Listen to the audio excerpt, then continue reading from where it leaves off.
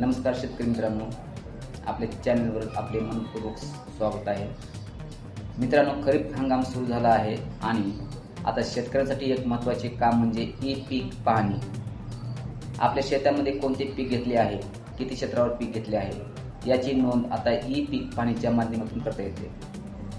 मात्र शेतकरी मित्रांनो, ई पीक पाहणी कधी करायची, कोणत्या ॲपमधून करायची, पीक पाहणी करताना शेतकऱ्यांनी कोणती काळजी घ्यायची, पीक पाहणीची नोंद 7/12 वर का महत्त्वाची आहे आणि पीक पाहणी न केल्यास कोणत्या अडचणी येऊ शकतात, या सर्व प्रश्नांची सविस्तर माहिती आपण आजच्या या व्हिडिओमध्ये जाणून घेणार आहोत. त्यामुळे हा व्हिडिओ शेवटपर्यंत नक्की पहा आणि ही माहिती आपल्या शेतकरी बांधवापर्यंत पोहोचवण्यासाठी व्हिडिओ जास्तीत जास्त शेअर करा. ई पीक पाहणी म्हणजे काय? ई पीक पाहणी म्हणजे शेतकऱ्यांनी आपल्या शेतातील पिकाची माहिती डिजिटल पद्धतीने नोंदवण्याची प्रक्रिया. या प्रक्रियेमध्ये शेतकरी आपल्या मोबाईलच्या माध्यमातून शेतातील पिकाची माहिती नोंदवू शकतो. महाराष्ट्रात ई पीक पाहणीची संकल्पना 2011 पासून राबवली जात आहे. पुढील काळात डिजिटल क्रॉप सर्व्हेच्या माध्यमातून पीक पाहणीची प्रक्रिया अधिक डिजिटल करण्यात आलेली आहे. खरीप 2026 साठी पीक पाहणी कधी करायची? भूमी अभिलेख विभागाच्या अधिकृत माहितीनुसार खरीप हंगामासाठी शेतकरी स्तरावर पीक नोंदणीची कालावधी 1 ऑगस्ट ते 14 सप्टेंबर असा आहे. यानंतर 15 सप्टेंबर ते 29 ऑक्टोबर या कालावधीत सहाय्यक स्तरावर पीक पाहणीची प्रक्रिया केली जाते.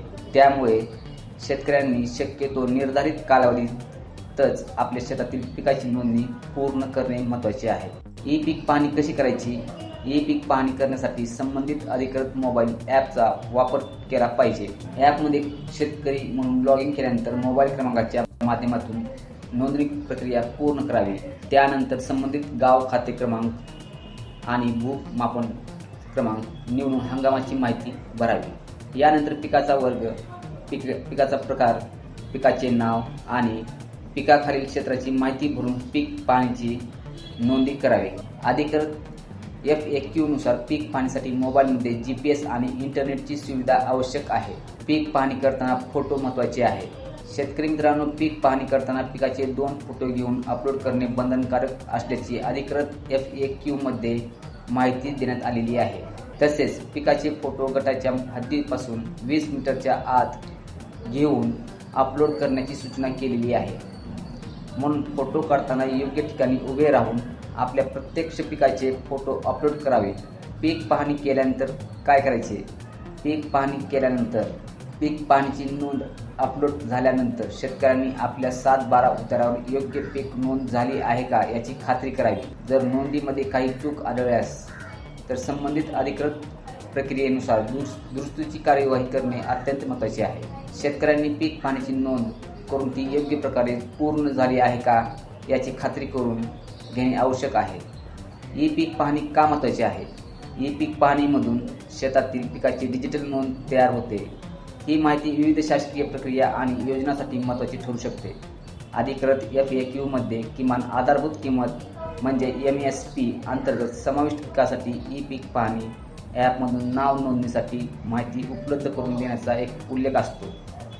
म्हणूनच शेतकऱ्यांनी आपल्या शेतातील प्रत्यक्ष पिकाची योग्य आणि अचूक नोंद करणे महत्त्वाचे आहे. शेतकऱ्यांसाठी महत्त्वाचा संदेश म्हणजे शेतकरी मित्रांनो, ई पीक पाहणी ही केवळ मोबाईलवर माहिती भरण्याची प्रक्रिया नाही, तर आपल्या शेतातील पिकाची अधिकृत डिजिटल नोंद करण्याची महत्त्वाची प्रक्रिया आहे. त्यामुळे आपली पीक पाहणी वेळेत करा, पिकाचे योग्य फोटो अपलोड करा आणि नोंद झाल्यानंतर 7/12 वर पीक नोंद तपासून घ्या. ई पीक पाहणी करताना तांत्रिक अडचणी असल्यास अधिकृत मदत कक्षाचा क्रमांक 020 257 127 12 असा दिलेला आहे. तर मित्रांनो, ई पीक पाहणी करता वेळेस या ई पीक पाहणी 2026 संदर्भात ही माहिती महत्त्वाची तुम्हाला कशी वाटते ते कमेंटमध्ये नक्की सांगा आणि ही माहिती इतर शेतकरी बांधवापर्यंत पोहोचण्यासाठी हा व्हिडिओ शेअर करा. अशाच प्रकारच्या शेतकरी योजना, शासन निर्णय, पीक विमा, कर्जमाफी आणि कृषी विभागाच्या महत्त्वाच्या अपडेटसाठी आपल्या चॅनेलला सबस्क्राईब करा. धन्यवाद.